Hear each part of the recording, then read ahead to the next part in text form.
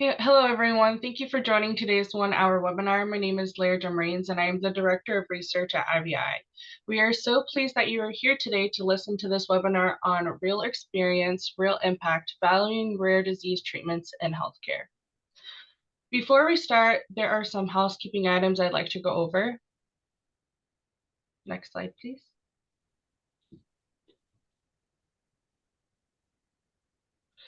All attendees have joined in listen-only mode. We encourage you to use the chat feature to network and connect with us. So please submit your questions to the speakers using the Q&A feature. Our speakers are looking forward to answering your questions after their presentations.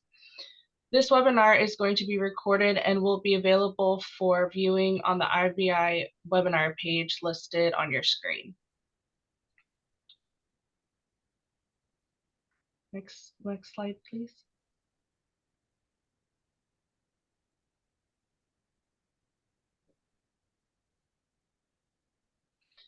So today we will have 4 speakers. The first is Annie Kennedy, who is the Chief of Policy Advocacy and Patient Engagement for EveryLife Foundation for Rare Diseases. Then we have Rick Chapman, who is our Chief Science Officer at IVI. Then we have Kelly Maynard, who is the President of Little Hercules Foundation. And lastly, we have Luke Patrol, who is the Lead Benefit Strategy Consultant at AT&T. During this webinar, we will be sharing what we have learned from a one-year project that was a partnership between IVI and the EveryLife Foundation of Rare Diseases, sponsored by Patient-Centered Outcomes Research Institute, or PCORI, and Alexion. While this project is officially titled Engaging Patients with Rare Disease and Identifying Meaningful Approaches to Comparative Effectiveness Research and Value Assessment, we will be referring to it as Rare Disease Patient-Centered Outcomes Project. Next slide, please. Today, we will start with an overview of the project, share how the project was conducted, and discuss some of what we have learned. As we move forward in today's webinar, we will have a compelling segment lined up. 2 of our distinguished speakers will take the stage. The first will share perspectives from both patients and caregivers, offering a comprehensive view. And the second speaker will provide valuable insights from the employer and payer's perspective, shedding light on their experiences with the project and how they can leverage its findings in their professional endeavors. In the last 10 minutes of today's webinar, we will answer questions from today's audience. So please put all questions in the Q&A anytime during the webinar. We will have monitors to answer your questions either through direct response or during the Q&A session. Next slide, please.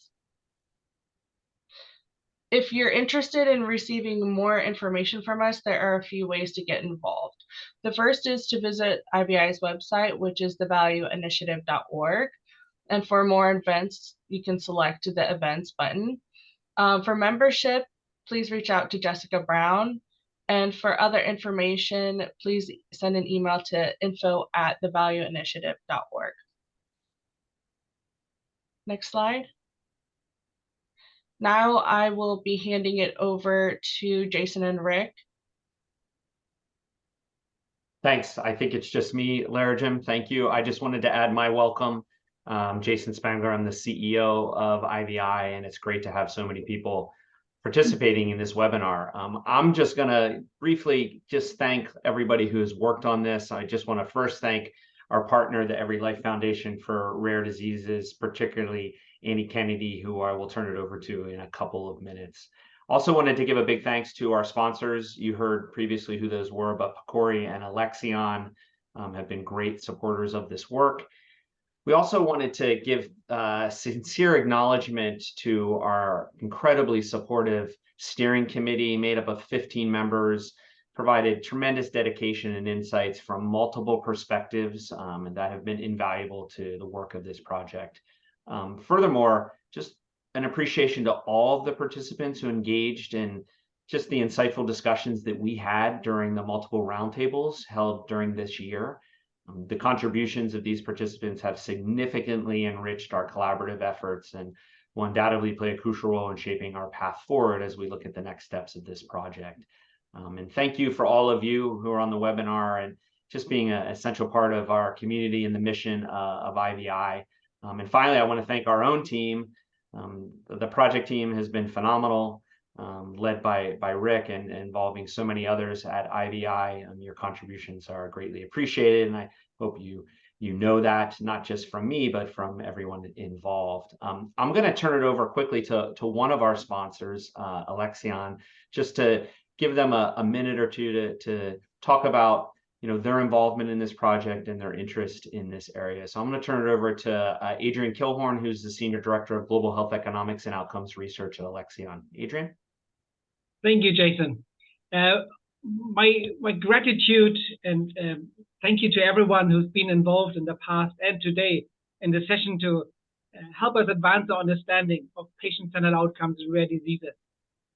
And when there's something I've learned engaging with patients who have rare diseases, it's many things, but one particularly stands out. They tend to get to the heart of the problem very quickly. So I try to think from a patient perspective, how would they describe the essence of what we've worked on over the past and what still lies ahead of us? And I came up with 3 words: unmeasured, underestimated, and undervalued. And unmeasured, because the odyssey patients with rare disease go through is often exactly that, unmeasured. We know very little to nothing about it. Underestimated, because the burden that rare diseases impose on patients, caregivers, and their family is often that. And although the EveryLife Foundation has done a tremendous research effort to bring some light into the darkness here, but there's still a lot of work to do. And then the last one is undervalued, because this is often the result when fund holders apply their drug value assessment framework that was developed for large diseases to rare diseases. And very often it falls short of capturing the benefit that treatments offer to patients with rare diseases. So unmeasured, underestimated, and undervalued for me captures from the perspective of patients the work we've done and the work that lies ahead of us. And I'm going to hand back over to you, Jason. Thank you. Thank you so much, Adrian, for those insightful comments and remarks. And hopefully the work that you guys are doing and we are doing and our partners are doing can address those 3 issues. So thank you. Before I turn it over to Annie, I just want to reiterate, this is a concise 1-hour webinar. And again, if you're interested, please look out for our final report that will be coming out later this year. And just reiterate again, the website, you can go to our website or you can email us directly at info@thevalueinitiative.org for any inquiries. Now I will turn it over to Annie Kennedy, Chief of Policy Advocacy and Patient Engagement at the EveryLife Foundation for Rare Diseases, and she's going to provide information on their work and the objectives of this overall project. Annie? Hi, thank you, everybody, and thank you to all of our partners who've been a part of this and everybody who's joining us today with a shared interest in making sure that value assessments are really anchored in values that are meaningful to patients. It's really been an honor for us to collaborate and partner with IVI on this effort. For those who may be new to the EveryLife Foundation for Rare Diseases, we're an evidence-based policy and advocacy organization that is focused on evidence and policy around eliminating and reducing the diagnostic odyssey in rare disease, therapeutic development and incentives to ensure that we close the innovation gap for patients living with rare diseases, and then ensuring expedient and full access to therapies that are approved for rare diseases. And so to that end, working within the value space really falls squarely within our access priorities. And so we've been really thrilled to work with IVI on a number of initiatives over the years. And so when this opportunity came to us, we were delighted to work with them. So next slide. So let's really jump into the meat of what we did here. So we can talk about the partners who we worked with and the ability to bring a lot of stakeholders who maybe haven't worked in rare before, but have been working within the outcomes space. And to have those discussions specific to rare was really a wonderful opportunity for us. So today we're really going to talk about what the experience was here. We're going to hear from individuals who are a part of the patient community who can talk about what the importance of patient-centered outcomes in evaluating rare disease therapies is. We're going to talk about the outcomes that were identified throughout this project. And what some of those factors that we took into consideration were, as we considered what mattered to individuals who themselves are living with rare diseases, their caregivers, and then the broader family around the individual living with a rare disease. And then we're going to talk about impact, or real impact, understanding the significance of what we tried to do here was facilitating and fostering the payer and patient dialogue. And we had multiple stakeholders, as Jason said, who were part of this effort. And then we're going to talk about the prioritization exercises that we did all along the way, which were really challenging when we talked about urgency versus feasibility. And I believe Rick's going to take us through a little bit of that. So if we can go to the next slide, I'm just going to talk real quick about our process. So the aim of our project was to advance the understanding of patient-centered outcomes specific to rare disease. And we did that by, as Jason said, bringing together experts and stakeholders across our ecosystem specific to rare disease. And we wanted representatives who had the lived experience for individuals living with rare diseases and families of individuals living with rare diseases. So caregivers and other family members, researchers, and others within the healthcare environment. And we wanted to look at what were new opportunities to consider outcomes and CER, comparative effectiveness research specific to rare disease. So we looked at where there were gaps and challenges in rare disease outcome and data and research. We looked at a range of cross-cutting outcomes that were considered to be important to patients and caregivers, and we had pretty extensive discussions and assessments of those. And then we went through pretty extensive prioritizations of those outcomes. We did this by convening a steering committee that provided guidance, expertise, and oversight to this overall project, which I'll talk about in just a moment. I believe there are 17 members of that steering committee. The steering committee provided oversight to a series of 3 roundtable sessions, and each roundtable had between 25 and 30 individuals who participated. And we conducted a literature search, which I'll talk about a little bit more in a moment. And all of that combined to yield a report, which we were really excited to be pushing out in the coming weeks. So we can go to the next slide. And that just, again, shows a little bit more about the process. But what I do want to flag here is something that we'll detail a little bit more when the report comes out, but was a really important part of the process. And I'm just really grateful to our steering committee who really helped us navigate this a little bit. But one of the challenges in rare disease is that we did a traditional targeted literature review, and the team at IVI really helped lead this. But one of the things that we realized when we saw really the initial yield from the literature review, looking at traditional PubMed searches for the terms that you would normally look for, is we realized that we thought we were missing a lot, having a sense of what's been happening in the rare disease space, how much work has been happening.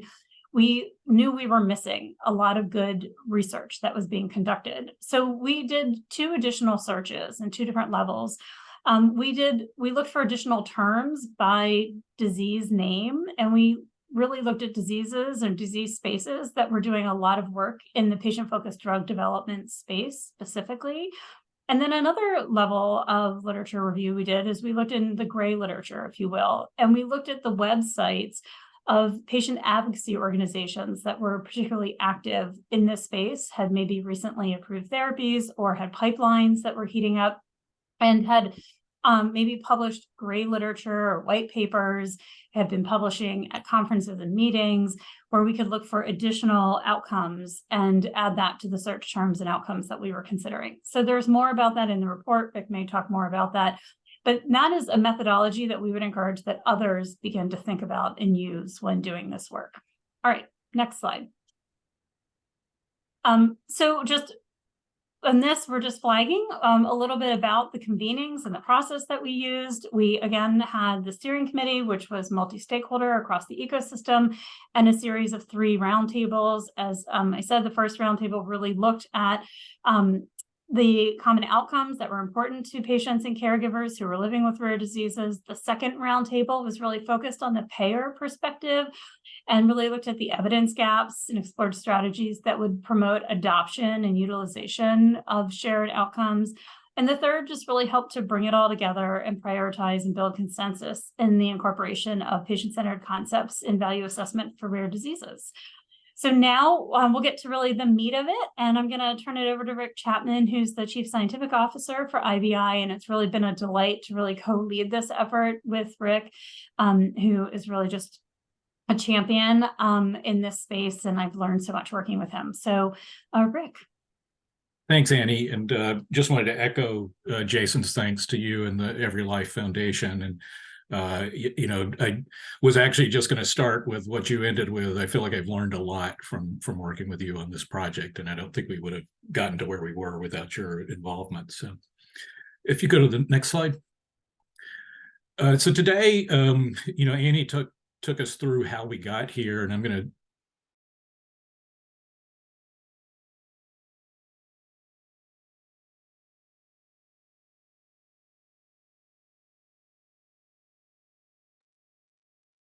Did we lose Rick? go to the next slide, please. Rick, So, Rick, yeah. Sorry to interrupt. We lost you for like 30 seconds there. Oh, sorry. Yeah, I'm getting repeat what you just said. Okay. So I'm just going to go through the project findings, including how we developed and prioritized the recommendations that are coming out of the project, and talk about some of the patient-centered outcomes that have been collected. And that's what you see here on this slide. Our key themes that came out of the roundtables, we've categorized those into several domains so they're easier to digest. We've also gone through, as Annie said, and done some prioritization exercises to prioritize those recommendations in terms of what we think are most feasible and most urgent to take on first. And then finally, I'll also point out some patient-centered outcomes that we identified through the literature search that Annie just described, and especially outcomes that cut across rare diseases. And so things that are common to different rare diseases. If you go to the next slide. So some of the key themes to come out of our the roundtables that we held, if you go to the next slide. I mentioned we categorized these into several domains, and these are the domains that came out of this work. There was a lot of emphasis on paying attention to the patient journey and the time in terms of where patients are in their disease, and recognize that what's important to patients may change over time. There was a recurring theme throughout was the need for patient engagement, that we really need to talk to patients very early on and throughout the process to find out what are the outcomes that are important to patients. It was also pointed out that there's often a lack of important data that we need, especially in rare diseases, and that even when we have the data, we often don't have the methods that would be fit for purpose to look at rare diseases and the outcomes that are important to patients. Another area that was mentioned as very important in rare diseases is scientific spillovers. And this is the recognition that a new treatment for one rare disease can often be applied to other rare diseases, either the treatment itself or the method of developing the treatments can be applied. And so we need to recognize that there's sort of a public good aspect to a lot of these treatments. And then finally, how could we go about identifying common patient-centered outcomes? These are outcomes that cut across rare diseases or perhaps sets of rare diseases that we'd want to look at. If you go to the next slide, please. So I'm going to go through some of our recommendations that have come out of this and talk a little bit about how we did our prioritization exercise. You go to the next slide. So you can see this is just an example of one of the domains. You can see that here we only had 2 recommendations, and so it was relatively easy to deal with. But if you go to the next slide, you can see that in other domains, we had many more recommendations. And so we really felt like, if you go to the next slide, please, we really felt like we needed to do some prioritization. We wanted these to be actionable and that things that people could put into practice. And we knew that just throwing out, dozens of recommendations would maybe get the message lost in the haze. And so we went through a ranking exercise, which is shown on the next slide, which where we really asked our steering committee members and other participants to go through all of the recommendations within each domain and rank them on the feasibility of taking these on in the near future and the urgency. So how urgent is it to take action? And what I'll be presenting below are those prioritized recommendations. So if you go to the next slide. So you can see here the patient journey time. As I mentioned, there were 2 recommendations there. And actually, both of those were ranked relatively high on urgency and feasibility by our participants. And the recommendations here are to include outcomes that are meaningful across the patient journey, not just at a single point in time, and to pay attention to the time to diagnosis, the diagnostic odyssey that rare disease patients often have to go through, the age at diagnosis, disease severity, delays in treatment, the time that's spent on treatment, and the time that's spent as a caregiver, which is often overlooked when we're looking at these outcomes. In engagement and communication domain, we had 7 recommendations. 2 of those were ranked high on both urgency and feasibility. This was to begin the patient-caregiver engagement earlier in the process of developing drugs and doing assessments of treatments, and to employ virtual engagement strategies to facilitate participation of patients and caregivers who may face geographic or mobility challenges, problems with traveling. There were 2 others that were ranked high on urgency, which was to normalize the patient presence throughout the agenda to really make patients an authentic part of the process, and to dedicate resources to achieving that, to make sure that we're interacting with patients throughout the process. If you go to the next slide, please. So in data, again, we had 7 recommendations, but only 1 was ranked high in both urgency and feasibility, and that was to make sure that we're including caregiver perspectives. Ranked high in urgency was to recognize the unique data challenges of rare diseases and the resulting uncertainty that's often there. And on feasibility, to make sure that we're utilizing valuable data sources beyond clinical trials to look at real-world evidence and mixed methods, qualitative data, and so on. For methods, we had 1 recommendation that was high on urgency and feasibility. This was to consider the natural history of rare diseases and to start laying that groundwork early before treatments come along so that when we do need that information, we have it available. And to make sure that on urgency, to make sure that we're incorporating patient-centered outcomes in assessments and prior authorization criteria so that we know what's important to patients and we're measuring that along the way. If you go to the next slide, please. So the other domains, economic impacts, we had 2 recommendations here, and they both were considered urgent and relatively feasible to undertake in the near future. This was that we need to account for variations in patients' conditions and differences in personal circumstances to make sure we're mitigating the economic impacts of healthcare coverage. And by economic impacts, we really mean broad economic impacts. So we need to design studies to capture those economic impacts that are important to patients, not just healthcare costs, but also caregiver cost, education and job impacts, and productivity losses. When it comes to scientific spillover, we had 5 recommendations, 1 of which was ranked high on urgency and feasibility, that we should evaluate the potential for scientific spillover effects resulting from rare disease research and treatment. So this is something that's often overlooked when we do these types of analyses, is the potential impact that treatments may have on other diseases, as well as the one for which they're targeted. And then on feasibility, it was also pointed out that funders and policymakers should factor in that public good of scientific spillover when they're making funding decisions for rare disease drugs, and so that's taken into account. If you go to the next slide, please.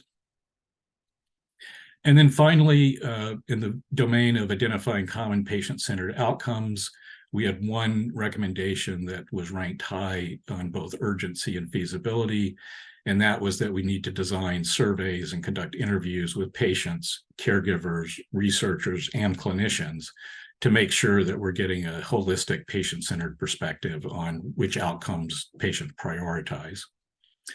And then on urgency, that we should utilize existing frameworks, which already have components for rare diseases, and engage each patient community in the exercise of identifying common sets of outcomes relevant to diseases or sets of diseases.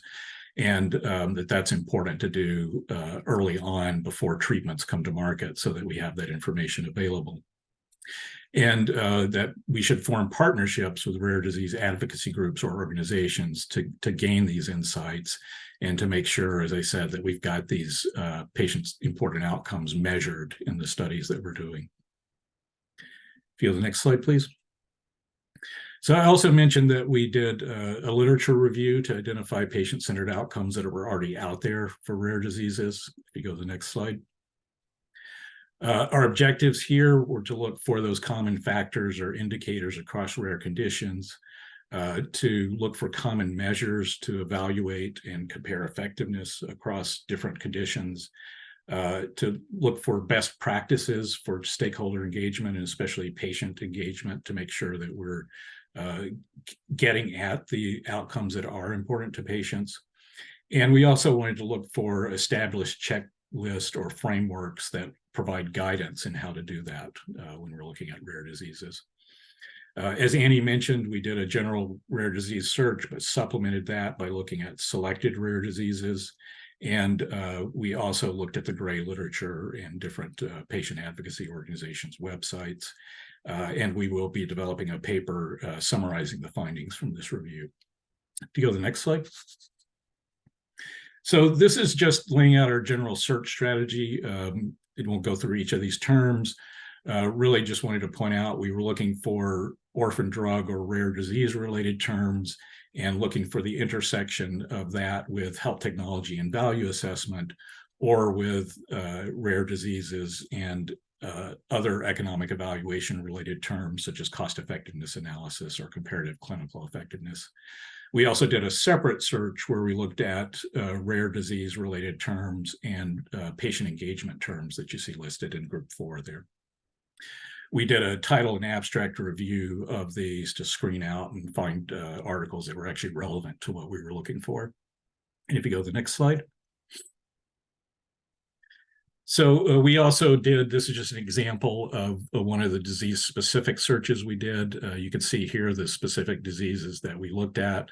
And this is just an example for spinal muscular atrophy of some of the outcomes that we identified through that literature review. And if you go to the next slide. Here you can see some of the results that we found. You can see that we found more articles that were related to broad rare disease rather than specific rare diseases. That's partly what motivated us to do our specific disease search.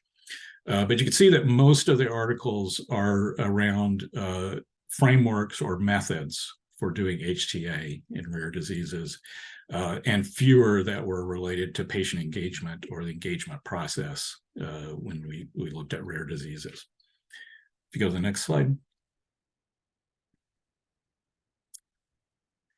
So one of the things we did after doing this rare disease lit search is look at, are there common outcomes that cut across rare diseases? And we also want to go forward and look at, are there common outcomes that maybe don't cut across all rare diseases, but may be applicable to a specific type of rare diseases? For example, are there certain outcomes that apply to neuromuscular diseases and others that might apply to different types of diseases? But these are the ones that cut across just the general rare disease search. You can see physical functioning, motor, respiratory, and speech as important. Fatigue and sleep issues down on the bottom, you can see closely related. That's something that really cuts across a lot of these diseases, and I think you probably cut across more common diseases as well. The social relationships was an important outcome that patients cared about and it's often overlooked. And there were also mental health issues around depression and anxiety, as well as concerns about memory, thinking, and concentration being deteriorating in certain cases. Employment and work impacts is something that came across as very important, that often is not measured and is not available when we're doing technology assessments for rare disease treatments. And I mentioned before the economic impact, that people want us to make sure that we're casting a broad net when we look at the economic impacts of these diseases on patients. So that's really what we've found so far. We will be putting together, as was mentioned earlier, a report laying out our process of how we got here, but also talking about these key recommendations and prioritizations that we've come up with, and talking about ways that we can now take those recommendations and put them into practice, and what will come next from that. But now I'd like to turn to one of our steering committee members who's been with us throughout this process and been very helpful, Kelly Maynard. And she will share her experiences as a caregiver and a patient advocate on the challenges that she's encountered when trying to encourage incorporation of patient engagement. Hi, yeah, thanks, Rick. I think he got locked up again. So I don't know if it's my turn to speak, but I'm going to go ahead and start. So I'm Kelly Maynard. I run the Little Hercules Foundation, and I founded it right after my son was diagnosed with Duchenne muscular dystrophy at 5 years old. He is now 16 years old. And before he was diagnosed, I was working for the Department of Insurance, regulating the business of insurance in the state of Ohio. So at the time, I didn't know how that regulatory and policy work would serve my son and the Duchenne community as a whole. So, but it has, and I'm very thankful for it. Also, I want to mention that when we got our first drug approved, because of that regulatory knowledge, I knew that we were going to have some access issues for some of our patients. And so I put together a team of not only rare disease moms, but they also had a skill set and things like commercial coverage, Medicaid expertise, special education, disability issues, those sorts of things. So I also want to mention that we are a very happy partner with the EveryLife Foundation. And a few years ago, we were asked to lead the creation and implementation of the Access Working Group for EveryLife. And that group represents about I forget the latest numbers, I want to guess, Annie, correct me if I'm wrong, about 270 different rare diseases are represented in that working group. That work with EveryLife led us to identify priorities across all rare diseases regarding access and value. So my son was a participant in 2 clinical trials when he was younger. Unfortunately, both of those trials failed. However, I want to go through and talk about the experience of that a little bit when it comes to, how are we measuring things that are important to patients and their caregivers. And so as far as, measuring what was important to my son, who was the participant in the clinical trial, there were a lot of questionnaires that we had to, the same consistent questionnaire throughout the trial period. And, those things were measured over time as if there were any changes. And the thing that I noticed was it was me completing the questionnaire for my son, which, it makes sense. He was too young to complete it himself, but also recognizing that there is a real bias there. I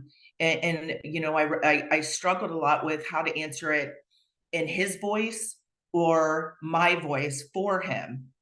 And so that was one thing that really stood out to me. And then the next was, I was never asked as a caregiver how the changes, if there were any changes during that clinical trial participation that impacted me as a caregiver in our home, you know? And so those were the two things that really stood out to me. And I remember thinking at the time, I wish they would just ask me if he's sleeping better, because if he's sleeping better, the whole house is sleeping better. And I think quality sleep is something that consistently cuts across all diseases as a real impact on quality of life. So um, I want to fast forward to talking about how patient engagement with payers. I want to give you some concrete examples of what we did when our first drug approved was in 2016. And it was Exondys 51, also known as eteplirsen at the time. And it was given a lot of attention, a lot of media attention. And it was, it was a battle. And every rare disease group knows how difficult it is to get, a drug onto the market and available for patients. So not soon after approval, we had a major national health plan, one of the largest, issue a policy of no coverage whatsoever. Not even to the clinical trial population that would have been similar to the clinical trial population studied. And this clearly, I'm sure you can imagine, set off major alarms for us in the community. And so what we started doing at Little Hercules Foundation is we started engaging directly with the decision makers at the health plan. And we started talking with them about, what other data would you like to see that you're not seeing? The clinical trial population was ambulatory, but the label did not limit the treatment to ambulatory only, but a lot of payers did. And so we were in a situation where even our ambulatory patients that were covered by this health plan weren't going to get access to it. And so without a huge fight anyway. And so we just did direct engagement with the health plan, with the chief medical officer, with the chief scientific officer. And that's, what just started the conversation. And then, we partnered with our largest advocacy organization, PP&D, who convened a meeting with a bunch of different stakeholders, brought in clinicians to give their expert opinions on, outcomes, what they mean, why they're important to patients. And so through that engagement, we were able to get them to change their policy and issue, initially though, a policy that would cover ambulatory patients, which was a huge win at the time. And coverage with the health plan has since gotten better, I think, as the more they learn about the disease, the more approvals we've had since 2016, the more data that is collected through clinical trials and otherwise, I think has, really helped with that.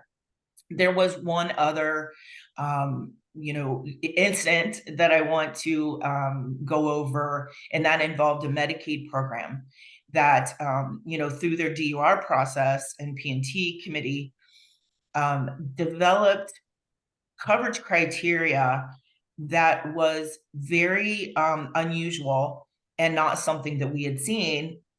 And what I'm referring to is they were requiring patients before starting treatment to get a baseline muscle biopsy to determine, baseline dystrophin. And then for reauthorization, a muscle biopsy for every ongoing reauthorization to stay on treatment to determine whether it was increasing dystrophin levels. This was incredibly alarming as a patient community that, healthy muscle, we try to protect it as long as possible. And so requiring patients, young children, to not only go through this, invasive procedure that can be painful, but it's also very costly and unnecessary. There are other validated clinical measures to determine whether this treatment, these patients are responding to treatment after dosing. And so we worked with that particular state Medicaid program to point these things out to them, and also pointed out that if this state was spending money that they didn't need to spend in their Medicaid program. And so we worked with them to develop better criteria. The Medicaid director himself actually asked me to redline their policy and give a rationale, and he went back to his pharmacy director, and at the very next DUR meeting, they agreed to make every single change we recommended, because they researched it and determined that what we were saying made sense, and it was better for patients, not only patients, but for them as the payer. And so through all of that engagement, that patient payer engagement, we were able to talk with them about additional data that PPMD was had in their registry, and could we make it available to the payers. It gave us an opportunity to bring in clinical expertise to talk about outcome data, and then data beyond the clinical trial. That was incredibly valuable, and it was eye-opening for them. They stated that it was very eye-opening to them. And so we had discussions about how the data was being collected and validated. And so those examples are two that I can think of that patient and payer engagement was critical to improving patient access. And also to improving caregiver quality of life, because we were seeing healthier patients, and they were easier, physically easier to care for. And the behavioral issues, were they changing? Behavioral issues in Duchenne are a very difficult challenge that we have. And so we were never asked, has this improved this patient's behavioral health? And so those are the real world examples that I would I wanted to give. And for any other patient advocacy organizations on here, be ready to provide any kind of registry data or other data that you have to the decision makers, and make sure that that is the lead into the conversations. And so I'll go ahead and stop there. I think I'm over time, but Thank you, Kelly. And now we will hear from Luke Predel on the employer and payer perspective to share learnings from this project and thoughts for how we can take these recommendations into practice. Luke? Yeah, great. I'm not able to get my video started again, but I can go ahead and get started. I think someone had to allow it. Okay. Perfect. Thank you. Hi, so Luke Predel, I'm at AT&T. I lead our benefits strategy group. And one of my secret powers is that I also have a rare disease. And so I thought when I was coming to AT&T a couple years ago as someone with a rare disease, I have this unique perspective that, oh my gosh, like it's so important that we engage patients and caregivers with rare diseases. And I thought that was going to be like this weird thing that no one had thought of before. And what I keep finding when I talk to employers, other employers, is they go, yeah, we just don't know how to help. Like every one of them is different. Every rare disease is like a little bit different and unique, and they all have different measures. So it's hard for employers to really be able to say, okay, well, is there a playbook, if you will, right? Some way that we can think about supporting rare disease patients and caregivers in different ways. So it's kind of the kickoff point for me in this research was around, well, are there actually ways that we can provide some of these uh, better frameworks for employers and payers? And just to quickly level set, vast majority of employers with more than 50 employees are self-insured, so they technically uh, actually hold the decision-making power. Um, but the vast majority also will, just follow whatever the health plan says. So if the health plan says, as Kelly mentioned, hey, we're definitely not covering this, vast majority of employers will go, okay, all right, well, I trust you. You are supposed to be the expert that tells me these things. And so that engagement with the payer is important. I think also arming your employers with that information and education so they can then advocate. They're the customer of the health plan, so to speak, in this case, but it's their money that's being spent. And so it really becomes a question of, is it valuable and is it helpful from their perspective? So I think there's kind of three recommendations that I wanted to touch on that I think are really important.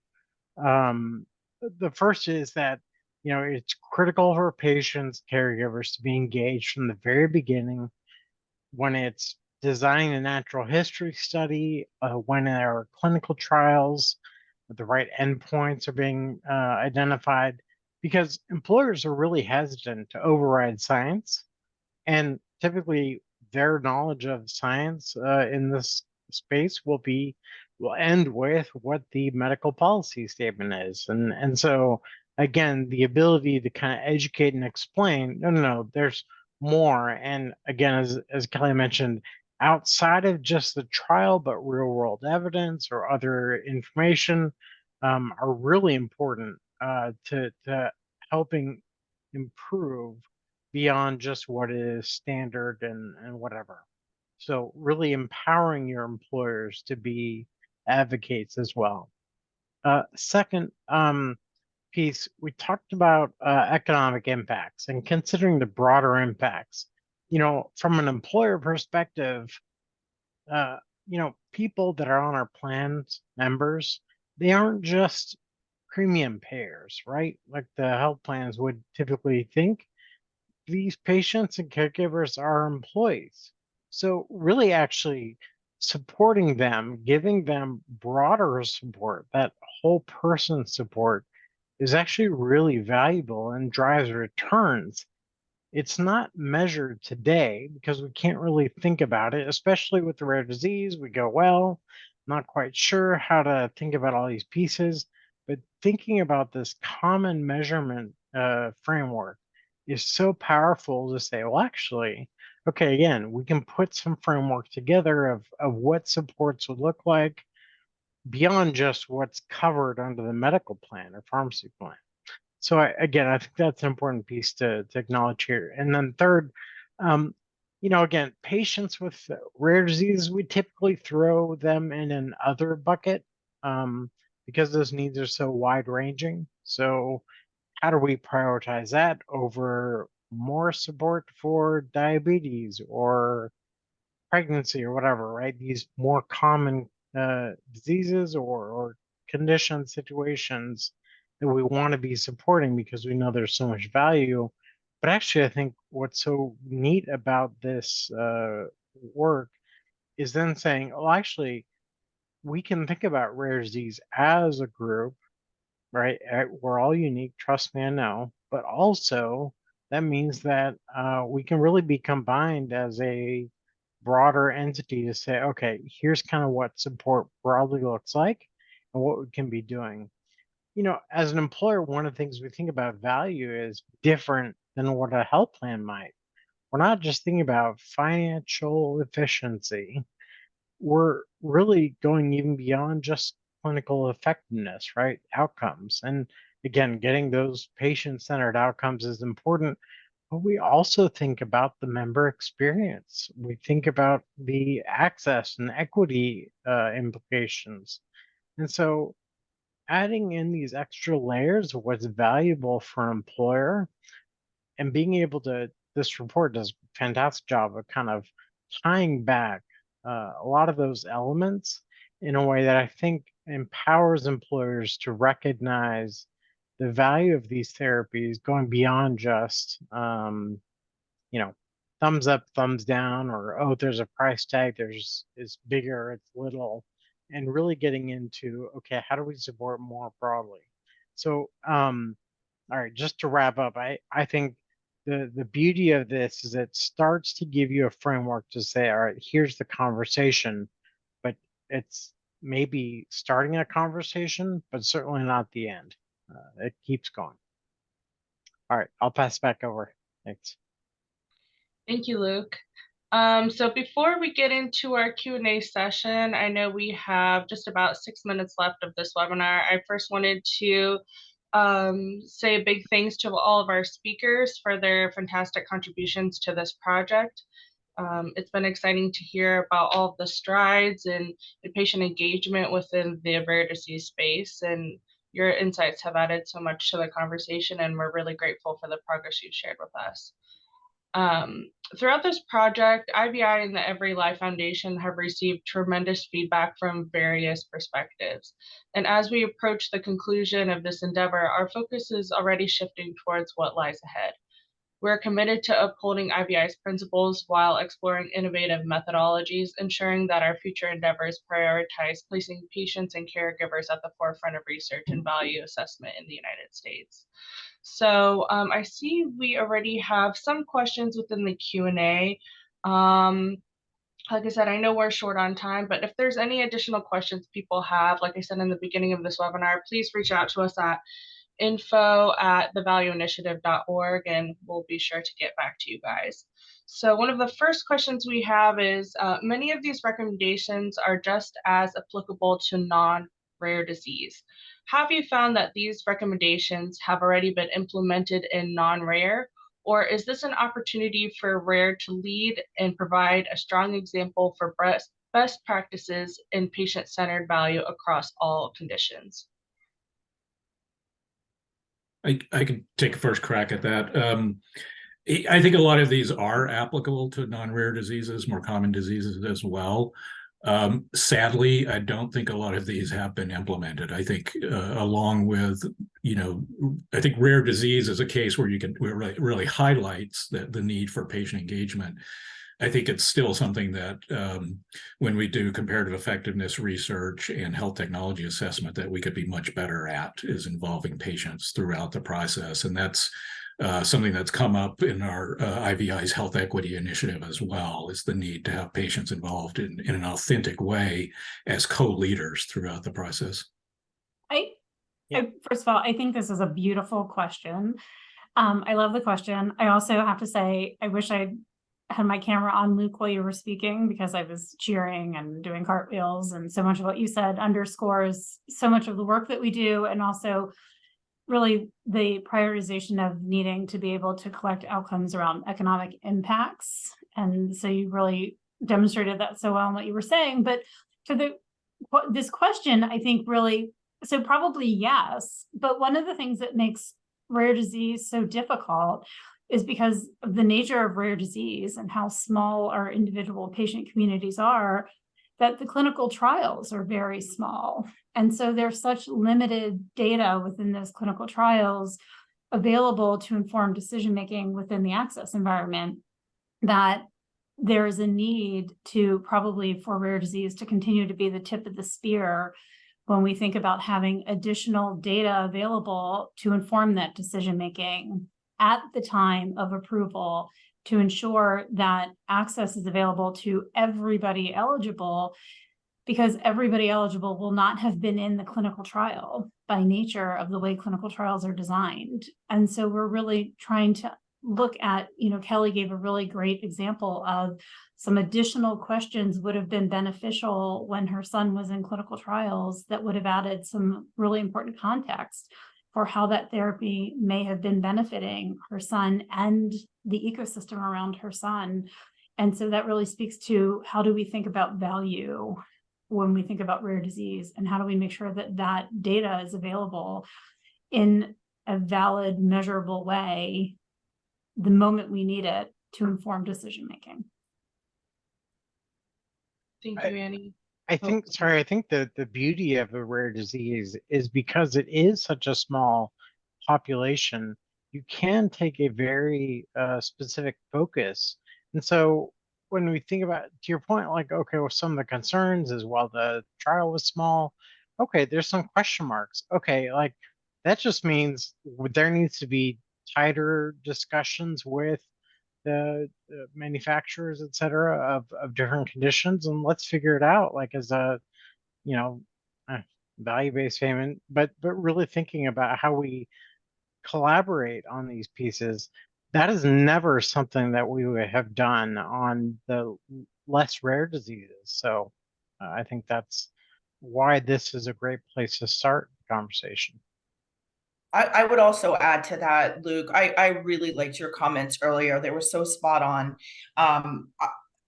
To me, the biggest glaringly obvious thing that needs to happen is we need to normalize and operationalize, I guess I would say, payer and patient engagement somehow. And it doesn't have to be difficult.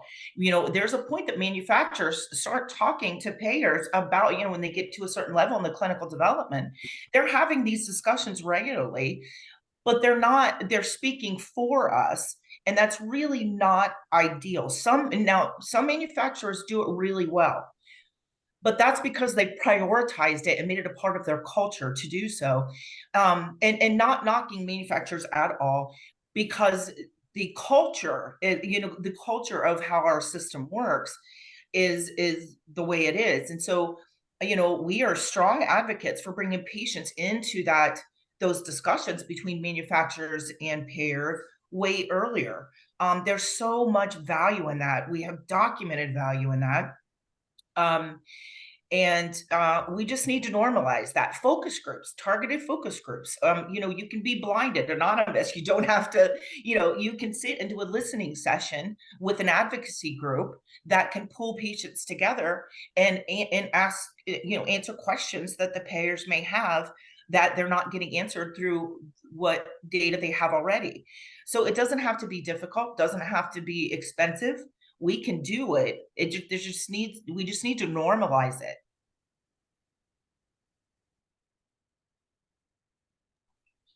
Great, thank you, Kelly. I know we're at time, but I'd like to answer one more question if that's okay with everyone on the panel. As a former guideline developer in the rare disease space, I find a lot of similarity between rare disease value assessment and guideline development for rare disease. Would there be interest in generalizing best practices for value assessment? GRADE, for example, includes multiple domains that would be able to incorporate more patient caregiver impacts. Yeah, I think that's a good point, that there is a lot of similarity, and I think there should be interest in generalizing best practices for value assessment. And in fact, that was part of what motivated this project, was the value assessment or health technology assessment. All of their standard processes tend to fall apart when you start to look at rare diseases for various reasons that we've been talking about. And so I think it becomes even more important in those cases to have those best practices in place, and to have, as Kelly was just saying, have that be a normal part of how we do things.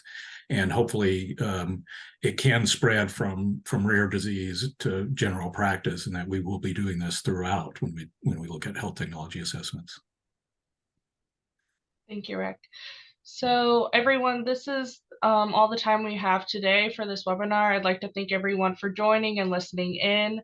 Like I mentioned, if you have any additional questions, please feel free to reach out to us.